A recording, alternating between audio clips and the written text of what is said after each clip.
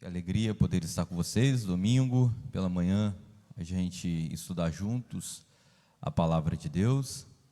Hoje, voltado ao Novo Testamento, acredito que mais fácil para muitos de nós, poder falar de missões no Novo Testamento, né? Então, uma revelação bem mais clara do que a aula passada, no Antigo Testamento me refiro. O Novo Testamento está repleto, né, desde o seu início, a sua concepção também, eu falo, né, os livros que foram escritos, então, já dentro de um contexto missionário, então isso fica muito mais fácil também para o nosso estudo, por ser algo muito mais claro do que em relação ao Antigo. Não quer dizer que no Antigo não houve missões. Nós vimos na aula passada que o Deus a qual nós servimos, ele é um Deus missionário, né? E o termo que nós sempre usamos é que missões está no coração de Deus. Então, se missões está no coração de Deus, ela não começou no Novo Testamento. Isso não foi um sentimento que brotou no coração de Deus no Novo Testamento. Isso já vem desde os primórdios da raça humana, e isso já estava no coração de Deus. Então, hoje vai ser mais fácil a nossa aula, o nosso entendimento também, muitos textos, muitas experiências, muitos missionários, uma mudança de como vai se dar isso por uma falha do povo de Israel em relação ao Antigo Testamento. Isso então vai ser essa tarefa, como disse a nossa verdade prática, essa tarefa sublime, vai ser transferido a todos nós, vai ser dada a nós esta oportunidade, e isto é glorioso para todos nós podermos contribuir e viver também em relação envolvidos com a obra missionária. Então nós vamos à introdução, os nossos filhos as crianças já entraram, vamos à nossa introdução e já vamos começar a nossa aula. Já é 8h40, nós temos aí 1h10 no máximo para a gente entender um pouquinho mais sobre missões no Novo Testamento. Vamos à nossa introdução. No Novo Testamento, o Senhor Jesus foi o primeiro missionário enviado pelo Pai. Pelo fato de ter sido o enviado de Deus, ele trouxe consigo um plano de resgate da humanidade que envolve todos os seus seguidores. Nosso Senhor disse aos seus primeiros discípulos: vinde após mim e eu vos farei pescadores de homens. Mateus capítulo 4, verso 19. Bom, meus irmãos, vamos dar uma parada aqui para a gente começar a introdução do assunto. Bom, o primeiro missionário a ser enviado, o escritor está aqui já nos dando a informação, que Cristo ele é o primeiro, foi o primeiro a ser enviado, né, o primeiro missionário. Ele vem da parte de Deus, lógico. Aqui um missionário em sua essência, como nós conhecemos, de tudo quanto Deus fazia, estava na essência também desse missionário, de Jesus Cristo, o Filho de Deus, também proceder da mesma maneira, né? Fazer do mesmo modo. E isso nós vamos ver nas próprias palavras de Jesus, dizendo que o Pai me enviou, o meu Pai trabalha até agora, eu também trabalho. Então, nós não podemos ter uma imagem de que Deus, após a criação dos homens, dos animais, do mundo, de tudo quanto nós conhecemos, que a Bíblia vai dizer que Deus descansou das suas obras, quer dizer que Ele está descansando até hoje, né? Parou depois de Gênesis e Deus nunca mais trabalhou. Não, bem pelo contrário, Deus sempre esteve ativo, tá? Então isso não é uma visão que nós podemos ter de um Deus que estava literalmente parado, fez todas as obras que tinha que fazer e agora está descansando. Não, Deus, Ele continua ativo, tá? Não está até hoje, vamos dizer assim, descansando em uma rede de todas as obras que Ele já havia feito, tá? Então Deus, Ele sempre teve um trabalho tomando conta dos homens, né? Fazendo com que os homens viessem ao seu conhecimento, e a gente vai ver isso logo depois da saída né, dos homens, do Adão do Éden, com seus filhos, e vai se multiplicando os homens, a gente vai ver que Deus está ativamente, nas primeiras páginas de Gênesis, trabalhando, tá?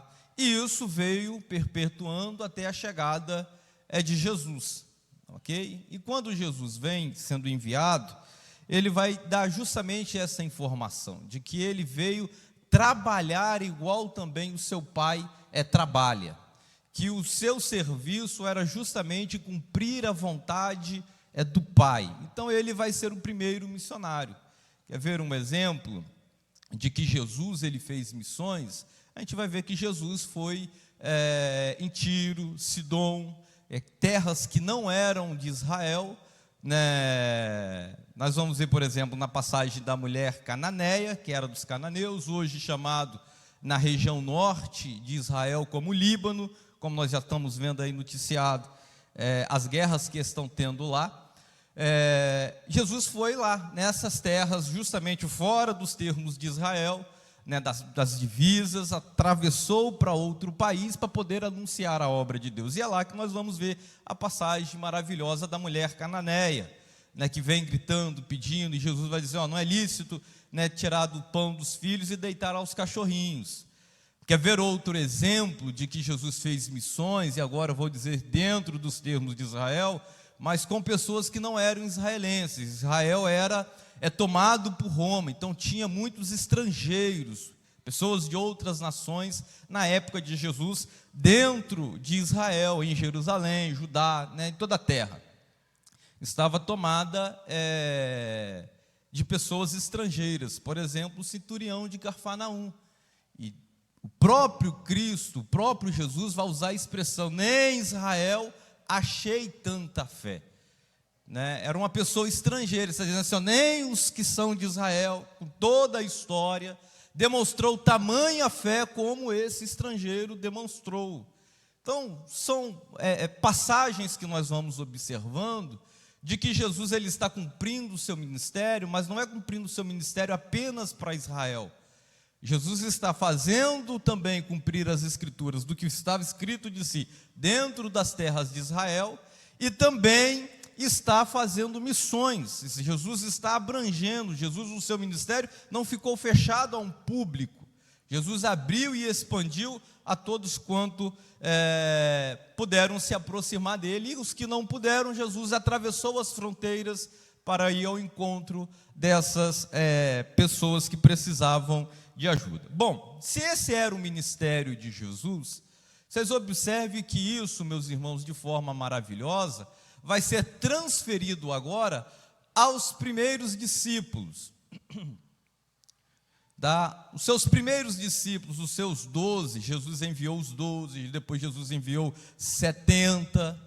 Observem que Jesus está incentivando os primeiros que puderam se congregar ao ministério de Jesus, a de igual modo a trabalharem com ele, ou fazer o que ele fazia, tá? Contribuir com o ministério, estar envolvido com aquilo que Deus já havia determinado. Então era algo maravilhoso, porque Jesus ainda, estando com os discípulos, Jesus enviou eles para fazer as mesmas obras que Jesus estava fazendo, para anunciar as mesmas palavras, tudo quanto eles haviam recebido do Pai, para eles poderem anunciar o evangelho de salvação das boas novas que estava vindo da parte de Deus. Então Jesus está incentivando os primeiros discípulos a estarem envolvidos com missões. Isso na visão de quem está chegando, né, seus primeiros passos, podemos dizer assim, no ministério, tá? Entre aspas, lógico que eles ainda não haviam despontado assim com o ministério, mas ainda indoutos, rudes, ainda precisando mudar o comportamento, ampliar a visão, o entendimento de quem era o Cristo. Jesus já estava experimentando eles no trabalho e enviando eles para fazerem as obras que Deus estava determinando. Isso é o primórdio de um ministério, meus irmãos. Isso está no chamado. Observem, fazendo um favor, que Jesus logo após ser batizado, ele vai ser levado ao deserto para ser tentado pelo diabo. Ali nós vamos ver os primeiros passos do ministério de Jesus Cristo, né? Quando ele volta, João vai dar, né, a fala: eis aí o Cordeiro de Deus que tira o pecado do mundo, né?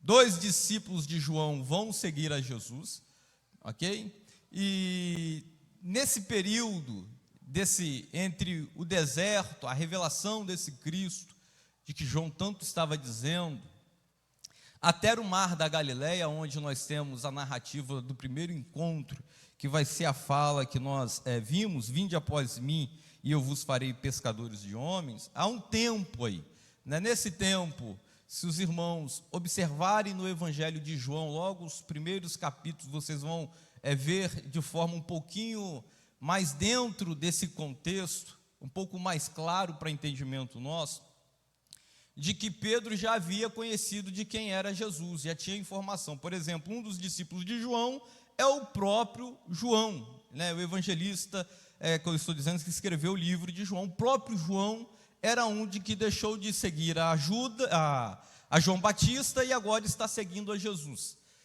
né? Houve algum problema que eles voltaram, aí problema entre aspas, estou dizendo que aconteceu alguma coisa, que eles voltaram a pescar.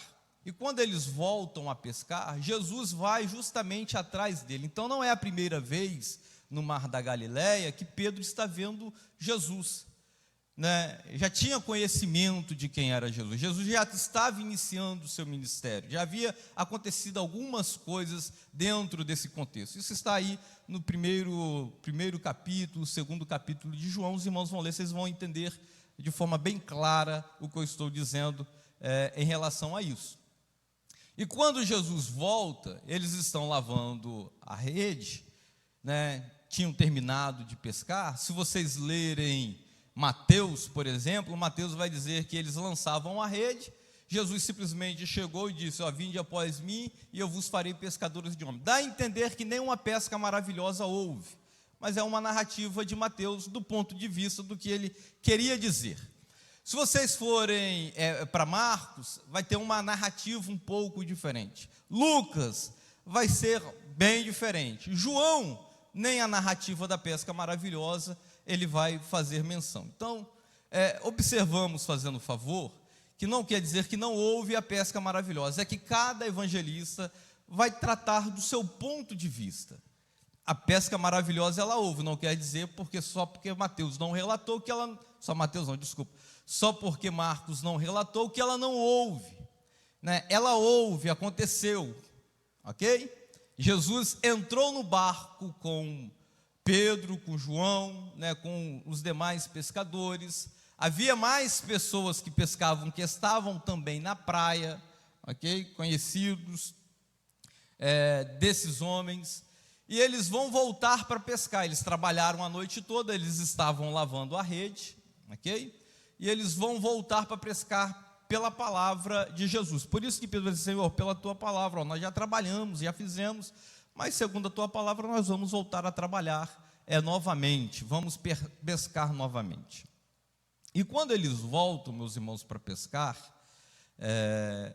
vai acontecer a pesca maravilhosa, onde eles vão ficar encantados, que vai ter a expressão de Jesus quando Pedro puxa a rede, né, que a rede está pesada, cheia de peixes, e conhecia Pedro o local que ele pescava, o local do seu trabalho. Ele tinha conhecimento de que, tendo pescado à noite, o dia seria improdutivo também, né? Não aconteceria, ele não esperaria que acontecesse tamanho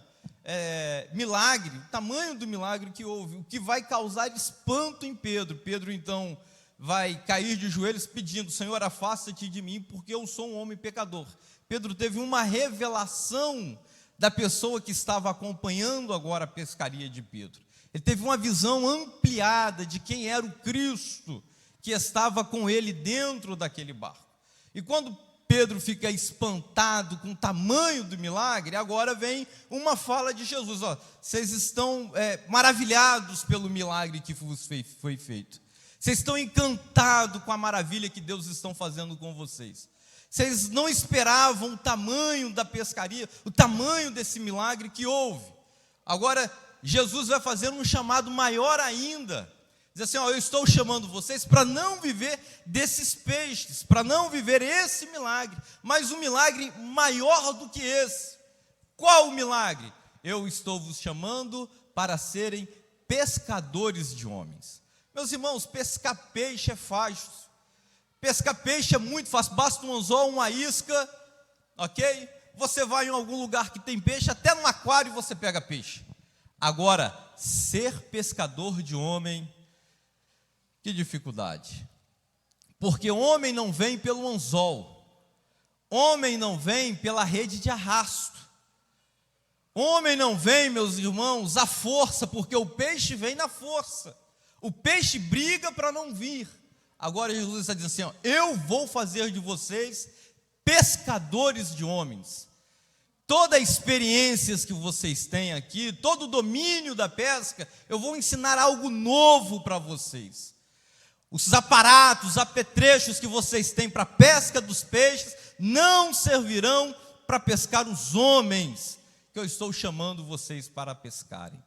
Então, no início, antes de serem contados como os discípulos, Jesus já estava revelando para eles, meus irmãos, o sentido do ministério deles, de ganhar almas, de conquistar o mundo anunciando o Evangelho de Deus. E o Pedro, que nós conhecemos, né, vai se tornar logo após o dia de Pentecoste, né, um homem que vai anunciar a palavra de Deus e vai granjear para o reino de Jesus muitas almas para o Senhor. Então, meus irmãos, esse é o chamado nosso. Não foi apenas para Pedro, na época em que estava com Jesus. Esse é o chamado da igreja.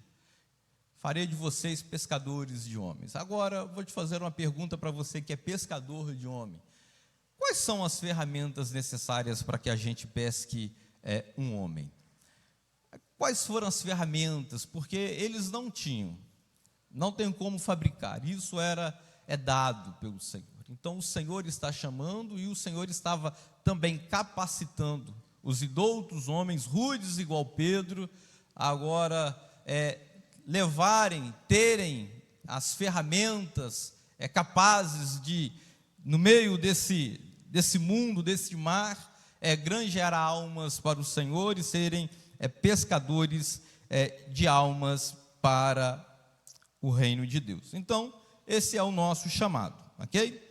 Então, vamos pensando quais são as armas que nós temos, os recursos que nós temos para sermos pescadores de homens. Então, por isso, podemos dizer que o Novo Testamento é uma obra de caráter missionário, tanto do seu início, quanto também o seu fim, onde os evangelhos, os livros de Atos, as cartas, Apocalipse, são instrumentos de um verdadeiro trabalho missionário, ok? Então, nós temos aí o início de uma demonstração de instrumentos de um verdadeiro trabalho, ok? Então, nós vamos lá na frente dar uma olhada justamente nisso. Então, vamos lá. Primeiro tópico. O Deus missionário revelado no Novo Testamento. Nós temos aí alguns subtópicos. A Bíblia mostra um Deus missionário, tá? Uma perspectiva missionária do Novo Testamento e a igreja à luz desta maravilhosa revelação. Então vamos lá. Eu já comentei, ok, essa visão do Deus missionário, ok? Já disse para vocês. Logo na introdução, assim como o Pai me enviou, né, eu também agora vos envio. Então, se Jesus ele foi enviado dentro desta visão missionária de Deus, agora Jesus é que está fazendo uso dessa palavra. Assim como o Pai me enviou e eu vim, tá? Eu também vos envio. Lógico que Jesus está dizendo que eu também vos envio. Meus irmãos, não vos envio despreparados, desarmados, sem ferramentas para o trabalho, sem a capacidade de usar essas ferramentas. Quando ele está dizendo que eu também vos envio, também é debaixo, eu vou dizer assim, do mesmo poder, tá? Debaixo da mesma forma que Deus capacitou Jesus para esse trabalho, porque sendo homem, agora 100% homem, dependia também de Deus, tá? Nós não temos vou dizer aqui, usar uma expressão, um super homem, que é Jesus. Jesus era um homem carnal igual nós, dado do mesmo corpo, dos mesmos sentimentos, ok? Dependia, por isso, fazia orações constantemente, vivia em comunhão com Deus, e Deus, logicamente, vai capacitando esse homem, esse Deus encarnado, para que ele cumpra os seus objetivos. Assim como o Pai me enviou, assim como o Pai me capacitou, assim como o Pai me encheu, assim como o Pai me deu ferramentas para o trabalho, eu também assim estou capacitando e estou enviando vocês. Quem crer, farão as obras, ou maiores ainda as que eu faço. São as expressões de Jesus. Então, Jesus está enviando os primeiros discípulos, mas enviando eles municiados, ok? Preparados para o trabalho, com ferramentas apropriadas para o trabalho, para estar trabalhando nesta obra. No Antigo Testamento, Israel foi o instrumento, ok? Usado por ele para alcançar esse objetivo, mas Israel falhou. E nós agora no Novo temos este propósito em cumprir a vontade do Pai. Bom, meus irmãos, escute isso. Se Israel, que veio da semente de Abraão, Abraão considerado amigo de Deus, e toda a história maravilhosa que tem por detrás de Israel, se eles falharam, escute o que eu vou dizer para vocês. Isso não quer dizer que nós não podemos falhar hoje. Nós precisamos abrir o nosso olho, como igreja do tempo presente, de que a falha ela não pode acontecer. Ela pode, basta ser negligente quanto ao chamado de que Deus está fazendo para a vida de cada um. Nós precisamos ter cuidado, porque nós estamos caminhando, e quem caminha pode tropeçar, ok? Quem caminha pode tropeçar e pode até cair. Então, como pessoas, eu estou dizendo indivíduos, claro que não estou dizendo a igreja na sua universalidade, é de que, se Israel falhou como nação, ok, um chamado de Deus para eles, a nação sacerdotal de Deus, eu estou dizendo de um povo que viveu milagres da parte de Deus extraordinários, falharam, ok, cometeram erros, e nessas falhas de Israel, eles não cumpriram com o propósito que Deus havia lhe chamado, não atenderam a voz de Deus que os haviam chamado. Agora nós, como os indivíduos, precisamos abrir os nossos olhos, porque se cairmos no mesmo erro de Israel, também falharemos. Então agora, meus irmãos, esta sublime tarefa está dada a nós, está concedida à igreja, está dada a cada um de nós. Escute que não está dada ao pastor da igreja, não está dada ao pregador, ao professor, ao superintendente da escola bíblica dominical. Eles fazem parte disso, todo mundo faz parte, corpo ministerial, os obreiros da igreja, pregadores, ensinadores, doutores, todos fazem parte. Deus chamou. Agora, todos nós, não é apenas o corpo ministerial, você faz parte desta obra. Cristo, Deus, meus irmãos, está contando a palavra de Jesus, quando eu também vos envio, não era apenas os discípulos. Isto foi passando dos discípulos para os primeiros cristãos, e assim foi transferindo para as igrejas que foram sendo plantadas na Ásia, e o evangelho foi crescendo. Todos foram chamados para anunciar a palavra de Deus. Precisamos ter cuidado, porque este ministério é seu. O pastor prestará conta da tua alma, agora quem prestará conta do teu serviço será você. Você também um dia vai prestar conta do chamado que Deus lhe fez. Então precisamos ter cuidado, muito cuidado, porque esse ministério ele é nosso. Nós não podemos transferir essa responsabilidade ao pastor, né, da igreja, ao missionário que uma igreja tenha, isso é para o missionário da igreja. Não, Deus transferiu também essa palavra para todos nós. Então Deus está contando conosco para anunciar ao mundo, tá, o seu sublime amor, ok? Mas, pastor, eu não sei pregar, né? Meus irmãos, nós vamos colocando alguns empecilhos às vezes, e precisamos ter cuidado com isso, porque isso pode ser negligência nossa, ok? Aí a gente vai colocando algumas desculpas para mascarar a negligência do anúncio da palavra de Deus, e com isso, mascarando, nós vamos tendo um comportamento de algumas parábolas de Jesus, dentre elas aquele que enterra o talento. Jesus lhe concedeu, Jesus lhe chamou, você que se sente incapacitado, não procura se capacitar também, e com isso você vai dando desculpas e vai enterrando esse talento. Bom, uma hora o Senhor vai pedir conta deste talento, vai chegar a hora de prestação de conta deste talento, e você vai ter que prestar conta do teu talento ao Senhor. Pastor, eu não me sinto capacitado. Olha, meus irmãos, nós temos tantos meios hoje de capacitação. Nós temos, por exemplo, aqui na nossa igreja, o privilégio que nós temos, você tem tempo, você pode, e você não vem para o curso teológico para se capacitar.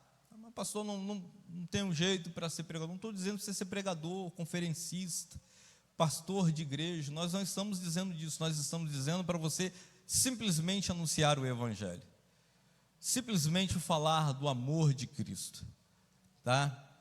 Simplesmente ter um entendimento de que você precisa se capacitar, de que você precisa cumprir com o seu ministério que lhe foi lhe dado, porque esse é o Deus que nós servimos, um Deus missionário que vai sendo revelado a todos nós no Novo Testamento, tá bom? Vamos ao segundo tópico, uma perspectiva missionária do Novo, né, e a igreja à luz dessa revelação.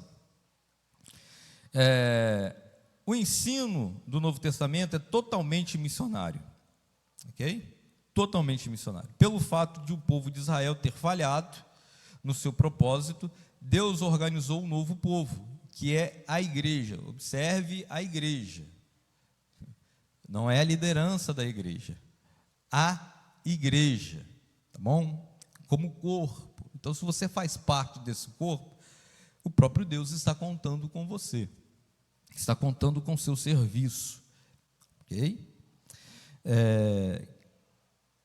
Para que ela levasse à frente o propósito universal de Deus em redimir o ser humano. Para isso que o nosso Senhor, o Filho unigênito de Deus, foi enviado ao mundo, fazendo-se assim o missionário por excelência, que é o nosso texto áureo. Não por acaso o missionário escocês David disse: Deus tinha um único filho e fez dele um missionário. Então, observe que esse teólogo escocês, ele vai fazer justamente uma expressão maravilhosa do ministério de Jesus, dizendo: Deus tinha um único filho e fez desse único filho um missionário. Então, meus irmãos, essa é a visão de Deus, tá? Abrir mão do filho para fazer desse filho missionário. Olha que coisa maravilhosa. Nós estamos aqui por resultado das missões e do trabalho de Jesus.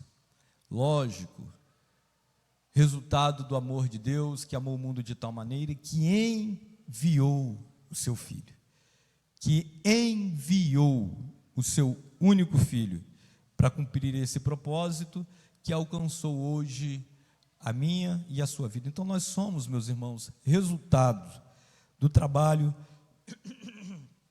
missionário de Jesus Cristo. Isso revela então também a importância da obra missionária. Ela não deve ser tratada de forma irrelevante por nós, de forma desapercebida por nós, ok? Muita gente tratando missões como se ela não existisse. Por exemplo, pasmem os senhores, E eu também fiquei pasmado. Eu disse isso na aula passada, aqui no finalzinho, quando terminar a escola bíblica dominical, né, fiz a perguntinha: quem já ouviu falar aqui da janela 10 por 40? Né? Para os mais velhos, fala assim: alguém nunca ouviu falar da janela 10 por 40? É espantoso. Mas nós temos uma sequência de pessoas que se agregaram nesse meio, que não eram crentes, que se converteram. Nós temos um outro tanto de meninos que nasceram, que cresceram e hoje já são jovens. Então vamos colocar aí em torno de 20 anos, né, que nunca ouviram falar da janela. Então vamos pegar apenas esse dado: 10, 20 anos sem fazer uma menção da janela 10 por 40, bem provável. Então olha como nós vamos esquecendo a obra missionária. E nesse esquecimento do ensino, o nosso comportamento também vai sendo mudado. Domingo passado, conversando com o pastor, ele disse: Stênio, nós vamos perdendo isso, porque os crentes antigamente, olha como é que nós fazemos missões na simplicidade nossa. Por isso eu estou dizendo que você não precisa ser um pregador, mas apenas sabendo e conhecendo as Escrituras, na sua simplicidade de fala, você faz a obra de Deus, que era: passava e chamava as pessoas para vir para a igreja, um vizinho, um parente, um amigo. Vamos na igreja hoje. Você não precisa ser um pregador para isso, você não precisa ser um pastor para isso, você não precisa de uma carteirinha de missionário para isso. Basta você entender o seu chamado, da importância que uma alma tem, que você vai fazer a obra de Deus. Você vai para casa, você vai andando, você vai ver os vizinhos, o vizinho vai falar com você do jogo tal, disso tal, da política tal, e você não vai falar do amor de Deus, porque as missões vão sendo esquecidas por nós. É nós que vamos esquecendo, e vai se passando os anos, e vai se passando, e vai se passando, e nós vamos esquecendo. Meus irmãos, e essas almas vão morrendo, vão perecendo, e sendo lançadas diariamente ao inferno, sem direito à salvação, sem conhecer quem é o Senhor. Então precisamos resgatar em nós, meus irmãos, o Deus que nós servimos é missionário desde o início das suas obras. Nós precisamos imitar as obras deste Deus, ter um sentimento que esse Deus teve, para que nós sejamos verdadeiros missionários, sem precisar sequer sair do nosso bairro ou da nossa rua. Então precisamos resgatar isso. Eu fico maravilhado, vou usar ele aqui de exemplo, até presente, não para não envergonhá-lo, né, mas para glorificar a Deus na vida do nosso amado irmão, o diácono Osias. Olha a vida que o diácono Osias levava no mundo, né? Talvez muita gente faça, vai morrer nessa vida. E todo o investimento que nós fizemos na congregação, que na época começou, me fugiu o nome da rua, na Rua Teixeira, depois foi para outra rua ali atrás, qual o nome, Osias, lá? Governador Valadares, né? Nós temos resultado de uma alma. E você acha que todo o dinheiro investido, tem gente que fala assim: gastou tanto dinheiro para nada? Você acha que é nada? Você acha que é nada? Você tem a coragem de forma pejorativa julgar a obra de Deus, dizer nada? É isso. Jesus morreu, meus irmãos. Jesus veio cumprir uma obra missionária, atravessou o mar da Galileia para ir atrás de um endemoniado. Nós atravessamos as ruas, conquistamos uma alma. Jesus não menosprezou sequer uma só, atravessou o mar para ir atrás de um endemoniado em Gadara. Nós, meus irmãos, atravessamos a rua, às vezes, né, com dificuldades, anunciamos, ganhamos uma alma, e quando nós vamos fazer a contagem, não valeu a pena. Como assim nós fazemos isso? Nós estamos perdendo a sensibilidade do Espírito na nossa alma. Jesus botou os discípulos dentro do barco: vamos atravessar o mar, vamos lá em Gadara. Não tem multidão, o que tem um endemoniado, mas ele é importante para a obra de Deus. Então precisamos resgatar esse sentimento, meus irmãos. Nós não podemos menosprezar o que que está sendo concedido a nós nesse trimestre, de sermos envolvidos por esse sentimento, de termos envolvimento com esta obra, tá? Com uma visão dentro dessa perspectiva missionária do Novo Testamento. Nós somos resultado disso, e a igreja, logicamente, está à luz também desta maravilhosa revelação, ok? Então, o Novo Testamento, ele é mais teológico dentro do ponto de vista missionário, em ação, ok? Do que uma teologia em razão.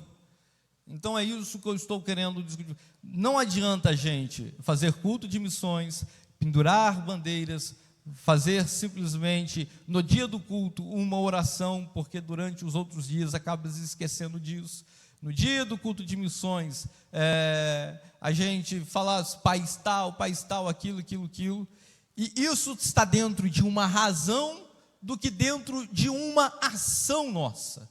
Então o Novo Testamento, ele é mais uma teologia em ação, fazendo, do que algo teológico em razão, né? Nós conhecemos, temos conhecimento e tal, e vamos fazer algo aqui, mas isso não muda nada o meu comportamento. Então precisamos ter mais ação do que simplesmente ter uma visão de razão do que a obra missionária. Precisamos, resumindo, colocar a mão no arado. Ok? Precisamos colocar a mão no arado. Vamos ao nosso segundo tópico. Missões nos evangelhos, em Atos dos Apóstolos.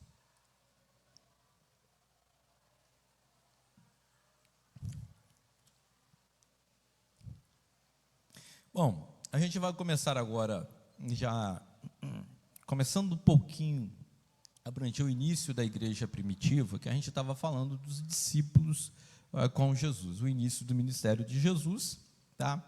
E os discípulos, Jesus cumprindo o seu ministério como missionário e enviando também os seus discípulos, tanto os 12 como depois os 70, para anunciar e fazer as obras também que Jesus fazia. Agora a gente vai começar a ver, né, um pouquinho, eu estou dizendo, de Atos dos Apóstolos, que é a formação da igreja, o início de sua obra, de sua jornada. Logicamente a gente vai ver isso também, que a igreja primitiva, né, a igreja do Senhor, ainda no seu berço, vamos dizer assim, porque ela está iniciando, e nos primeiros passos, eu estou dizendo, deste corpo em desenvolvimento, tá? Desse corpo em desenvolvimento, nós vamos ver que os primeiros passos dele é justamente para a obra missionária, ok?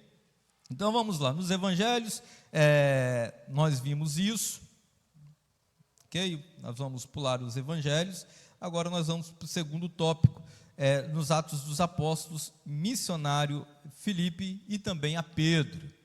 Então, vocês observem que lá atrás Jesus chamou a Pedro, agora nós vamos conhecer aqui os primeiros missionários. Bom, os primeiros missionários transculturais, ok, que atravessaram a fronteira, foram a outras culturas. Bom, primeiro foi Filipe.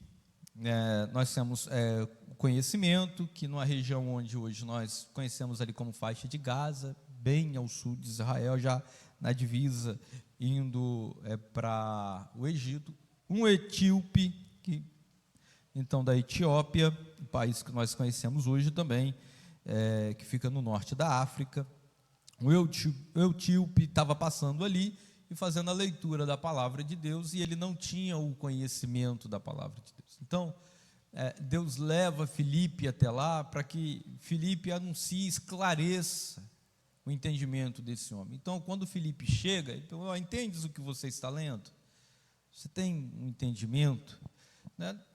Não compreendo, preciso que alguém me explique. Então, Filipe vai tomar a palavra, e pela palavra, agora nós vamos começar a ver essas primeiras ferramentas sendo usadas pelos discípulos, pela igreja primitiva. Então, pela palavra, Filipe começa a explicar a ele abre o entendimento ali mesmo. Filipe ganha a alma desse homem, batiza ele, e o homem seguem a sua viagem, e Filipe segue também o seu destino, para anunciar a palavra de Deus. Então vocês observem que são os primeiros, Filipe o primeiro missionário transcultural, ok? Anunciando pela palavra, simplesmente abrindo a Escritura, esclarecendo a mente daquele homem de quem era Jesus, do que dizia as Escrituras.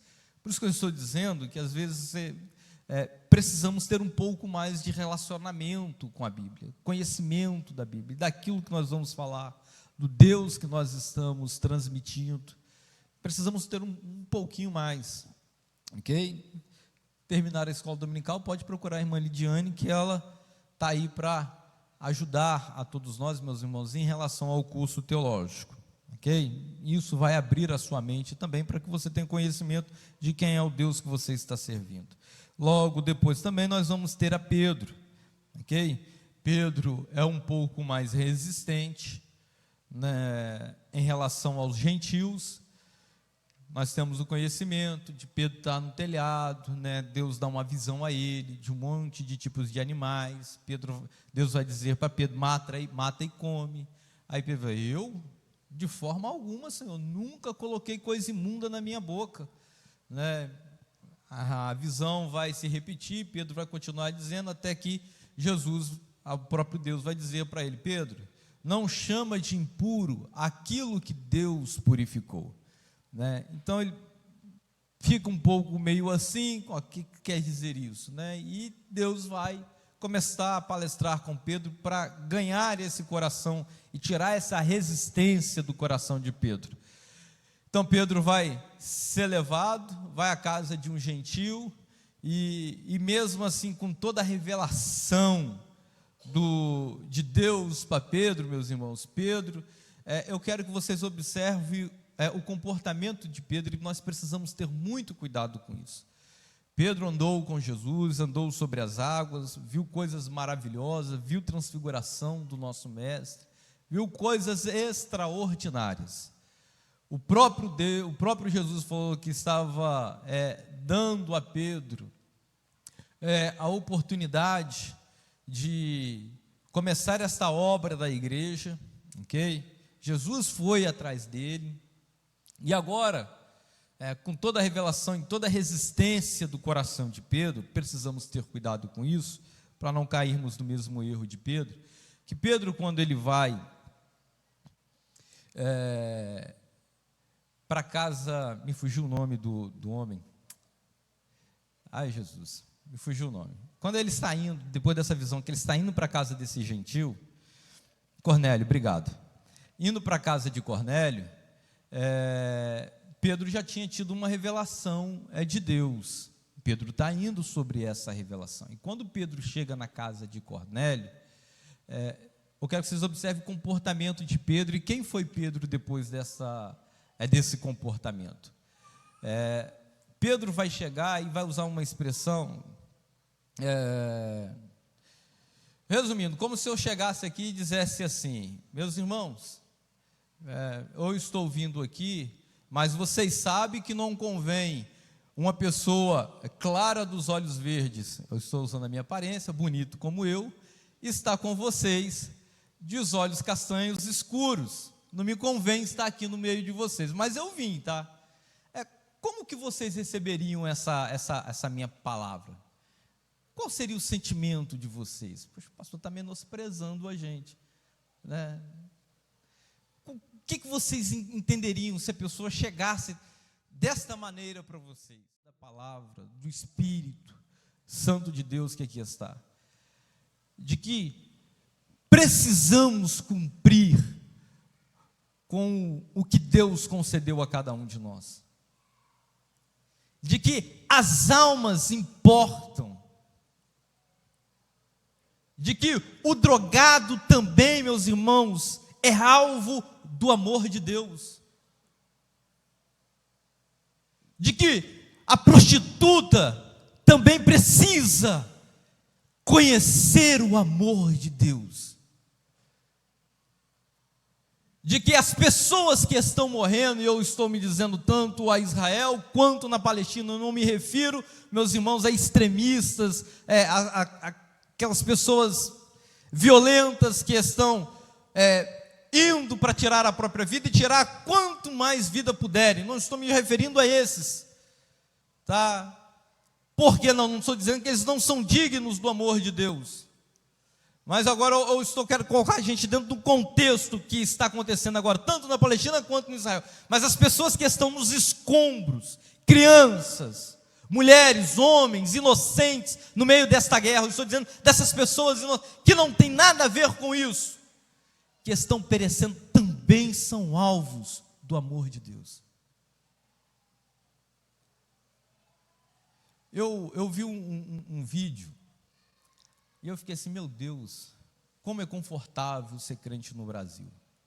De um coreano, e ele é da Coreia do Sul, se não me falha a memória, acho que ele estava aqui no Brasil, alguma coisa assim, e ele dando uma entrevista dizendo das atrocidades que acontecem na Coreia do Norte.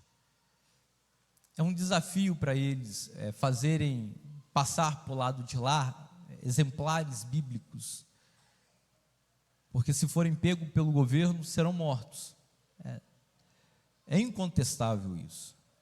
E ele estava dizendo, falando das informações que eles conseguem da Coreia do Norte, por ser um país muito fechado, e a Coreia do Norte agora adotou um meio de fazer os pais desviarem da fé, é que quando descobre que alguém é crente, que pega com um exemplar bíblico, eles estão cavando alguns poços com máquinas, bota a família toda lá dentro e pede para negar a fé.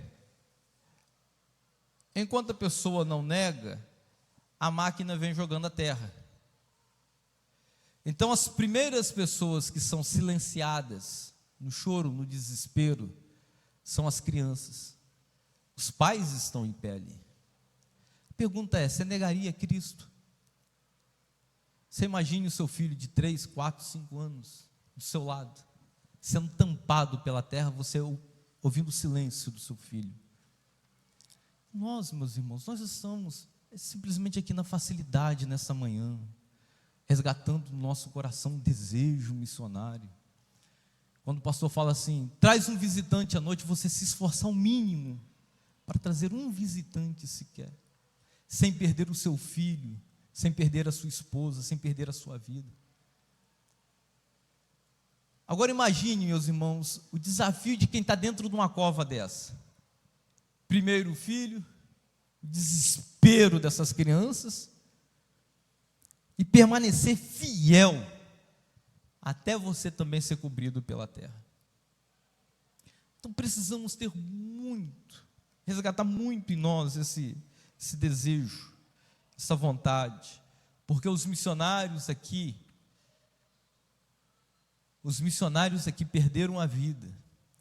Glorioso Filipe anunciar ao Eutipe, maravilhoso Pedro anunciar a palavra no dia de Pentecoste, 3.000 almas, maravilhoso sair da cadeia, e os anjos abrindo as portas, tirando as correntes, que coisa maravilhosa. Agora nós não lembramos de como esses homens morreram, lembramos dos momentos de glória, morreram, meus irmãos, anunciando a palavra de Deus, morreram pela pregação do Evangelho. Paulo, decapitado, meus irmãos, mas anunciando o Evangelho. Muitos outros, meus irmãos, mortos, assassinados, porque anunciavam o Evangelho. Não negaram, continuaram anunciando o Evangelho. Os missionários, Paulo, Barnabé, Silas, muitos outros, meus irmãos, nas páginas de Atos dos Apóstolos, do Novo Testamento, e coisas que não nos foram escritas, não só as questões, mas coisas que não nos foram escritas, meus irmãos, que aconteceu de cristãos que foram mortos. Por exemplo, João na ilha de Patmos, que nós conhecemos, algumas tradições dizendo que João foi lançado dentro de um caldeirão de óleo fervente, não morreu. Então, Roma não sabendo o que fazer com João, porque João, agora todo mundo já tinha partido, o único discípulo de Jesus vivo, uma testemunha ocular de Jesus, uma peça rara da igreja primitiva, que dava fé ao coração dos homens que viam Pedro anunciando e falando de Jesus, e cada vez mais João ganhando almas na sua velhice. Então Roma, em desespero, querendo silenciar isso, o que Roma vai fazer? Vai lançar João lá na ilha de Patmos. Para quê, meus irmãos? O que tinha em ilha de... Para João morrer, idoso, para morrer lá, esquecido, para a sua voz não alcançar, para que não pregasse para ninguém, para morrer lá esquecido naquele lugar. Era o objetivo de Roma. Vamos silenciar esse homem, então não tem como, bota ele lá na ilha de Patmos, para ser esquecido e morrer por lá, para a sua voz, o seu evangelho, a sua pregação, não alcançar vida de mais ninguém. E aqui, meus irmãos, que precisamos ter a ciência que o Deus que nos chamou, também nos capacita, meus irmãos, e abre porta para todos nós. Que João, enquanto estava na ilha de Patmos, agora esquecido, sem oportunidade para pregar para ninguém, sem a sua voz alcançar ninguém, é lá que vai sair o último livro da Bíblia, e que João vai ter uma visão maravilhosa. E estando João na ilha de Patmos, e eu, João, na ilha de Patmos, virei para ver quem falava comigo.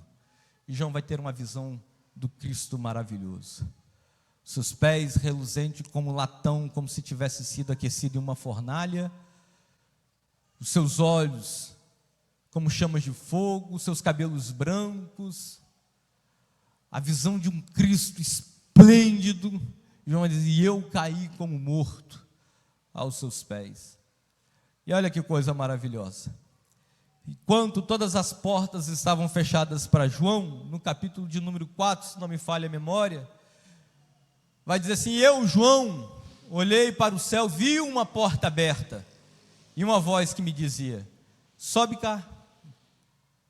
Meus irmãos, Deus abre porta para nós. Nós só precisamos estar envolvidos com o seu evangelho. Deus não abandona um missionáriozinho sequer. João idoso, com seus cabelos brancos, já velhos, a idade chegou para...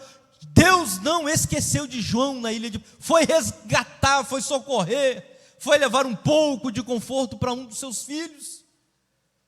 Deus não esquece, meus irmãos, daqueles que anunciam a sua palavra. Deus não esquece daqueles que lançam a mão no arado e não olham para trás.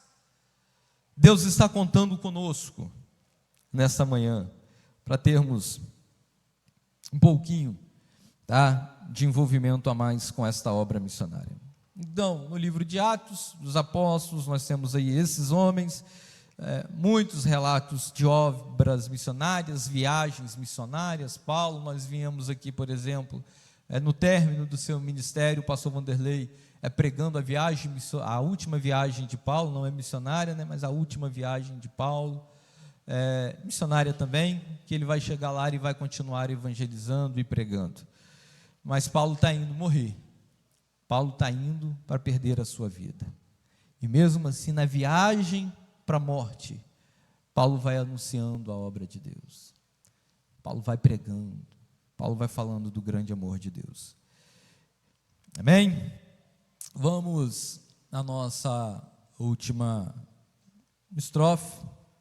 Missão cumprida nas cartas e no Apocalipse. Bom, meus irmãos, eu disse para vocês agora, Paulo foi na sua última viagem para a morte. Pedro morreu, muitos outros morreram, de forma violenta, pela mão do governo da época. E nós vamos ter agora a missão cumprida. Bom, todos esses, meus irmãos, tiveram o seu ministério cumprido.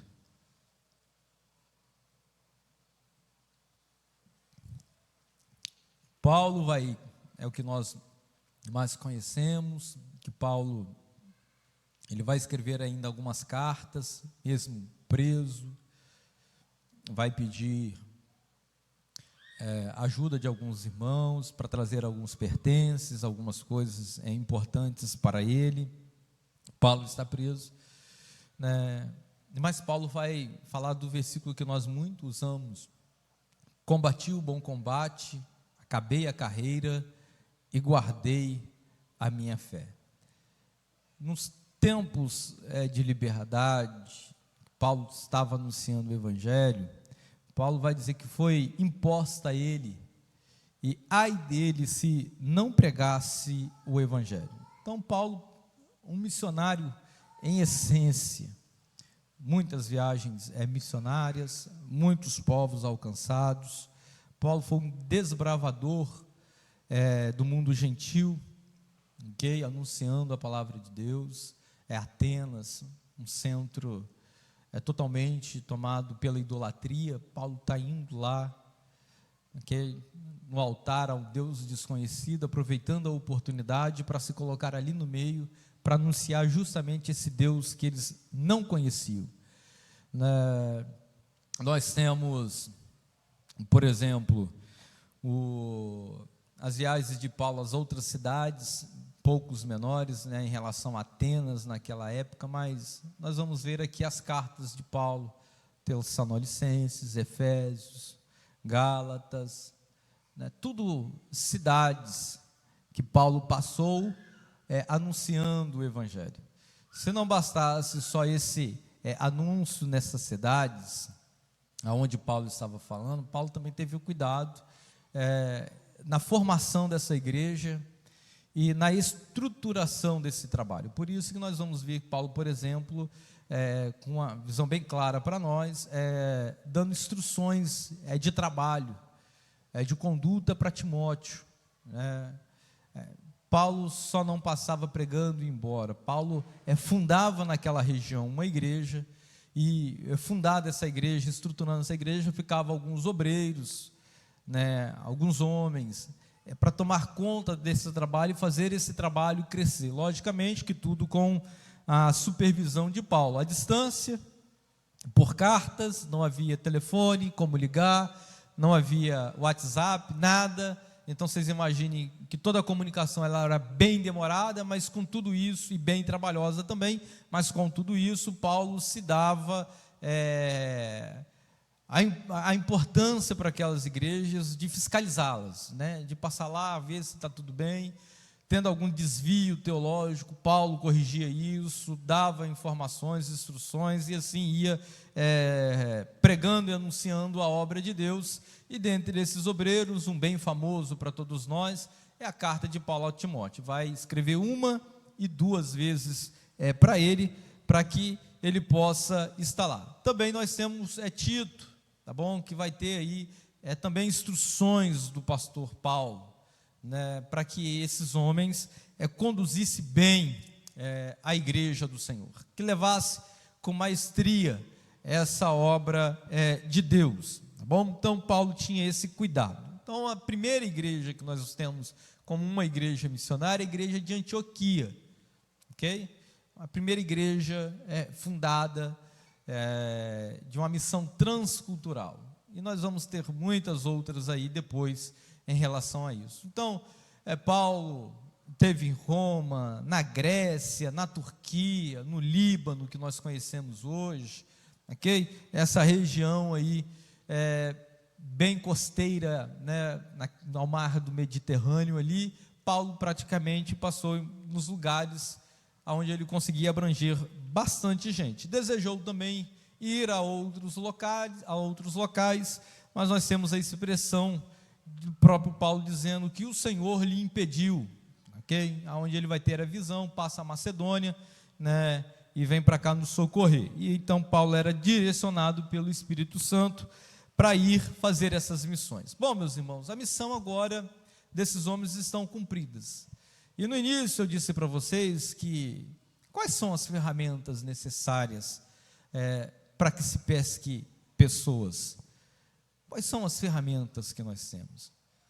Porque esses homens usaram essas ferramentas com muito poder. Esses homens usaram essas ferramentas com muita unção, com muita autoridade. e ganharam almas, de forma que até em Atos dos Apóstolos vai ter um relato de alguns homens de uma cidade, que vai dizer assim, estes que têm transtornado o mundo, chegaram também aqui. Então, olha, antes dos homens chegarem lá, olha como a mensagem já tinha avançado. Já tinham chegado notícias de que estes homens que anunciavam a palavra de Deus também estavam chegando naquela cidade. Então, quais foram as armas? Bom, a primeira arma que nós temos e que eles fizeram muito uso é a palavra. Lógico que não tinha uma Bíblia bonitinha compilada como essa, né? Quando fala assim, a gente olha para a Bíblia e imagina que Paulo estava com a Bíblia na mão aqui, andando para lá e para cá, pregando a palavra de Deus. Não havia essa Bíblia aqui, né? Mas é a palavra, era a palavra que eles tinham, o conhecimento que eles tinham, adquiridos, o anúncio do Evangelho, a mensagem de Jesus, as palavras de Jesus, as mensagens, a vida de Jesus. Então, eles anunciavam a palavra de Deus, pregavam a palavra de Deus.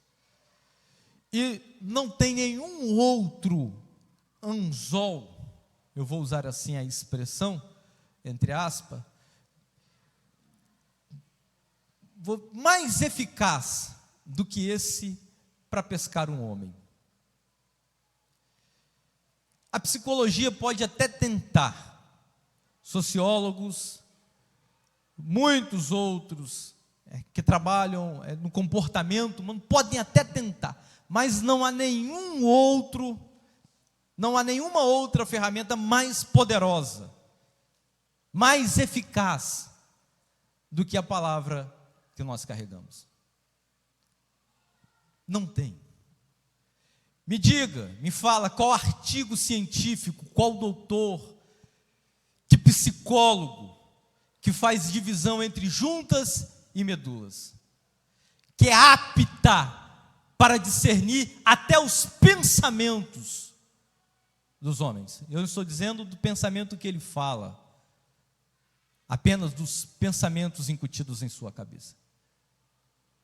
Fala para mim, diga para mim algum outro método, estudo científico, algum outro livro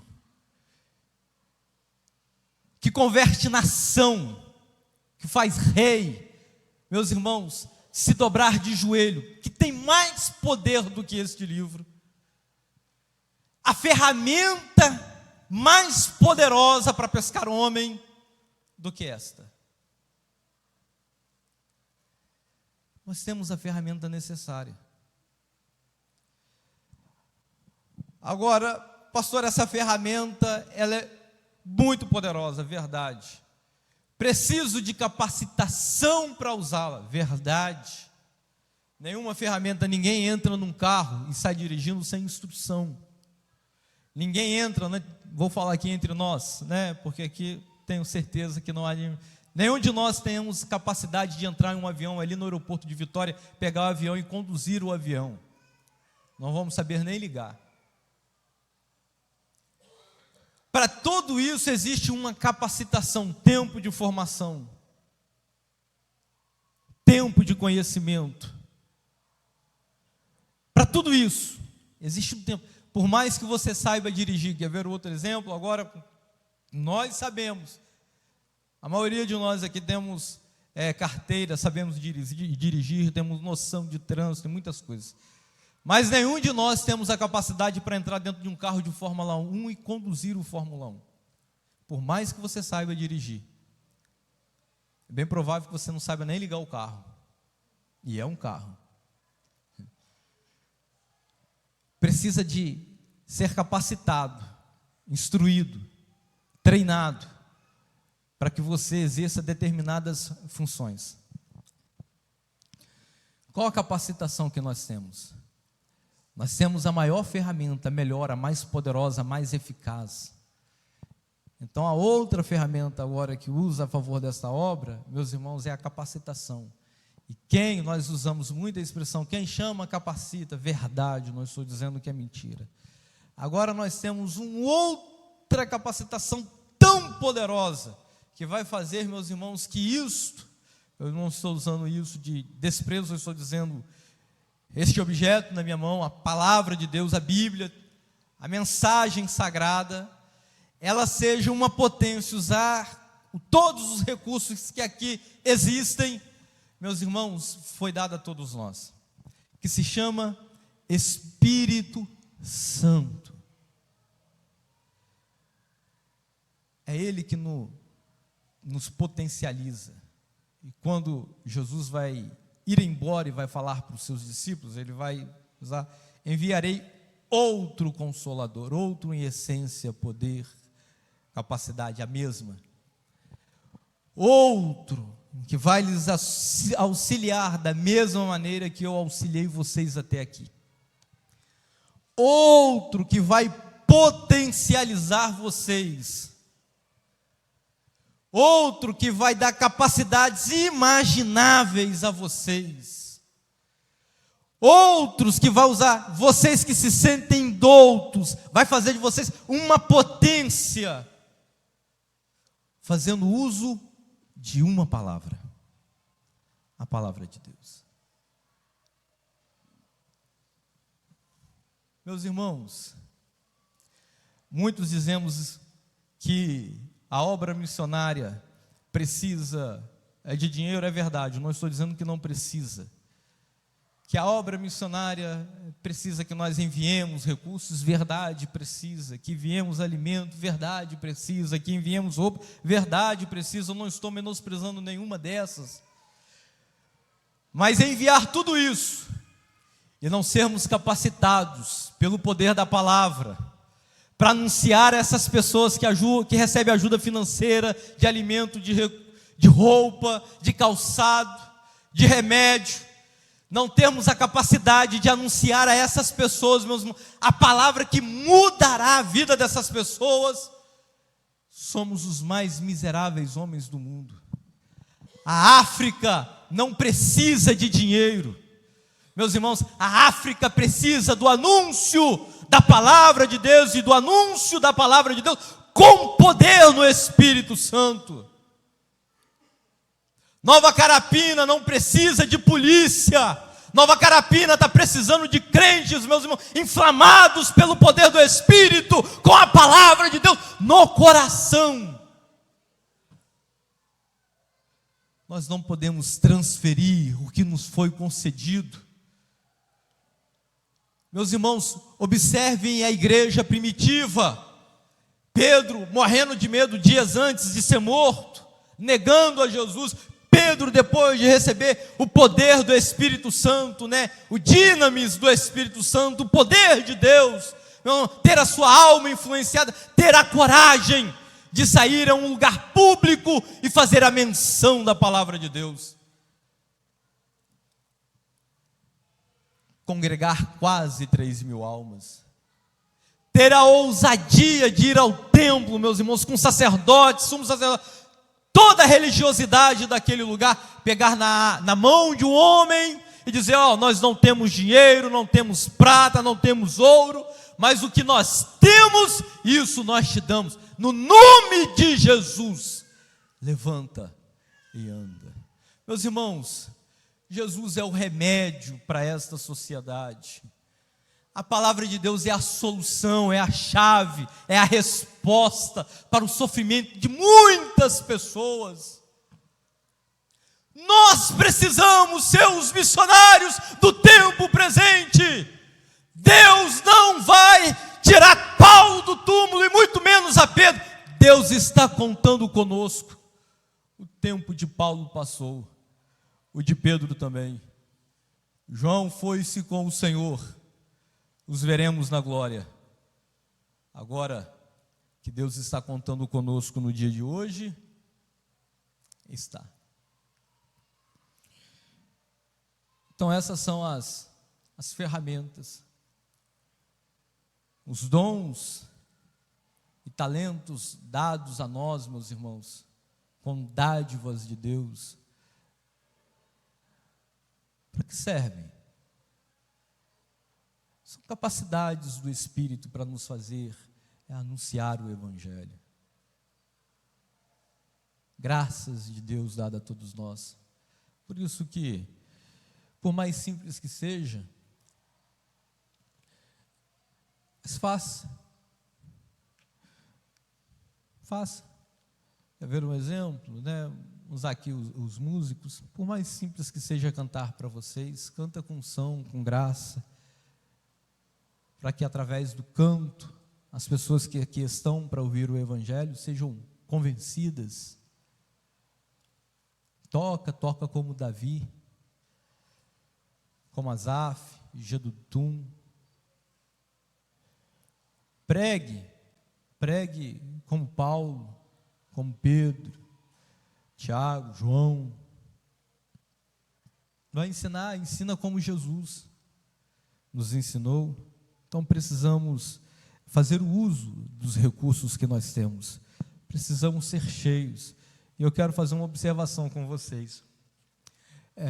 Há duas ordens em Efésios, que hoje nós ficamos numa discussão besta, boba, de um monte de crente atribulado, que fica, pode beber ou não pode beber? A Bíblia fala para não embriagar-se.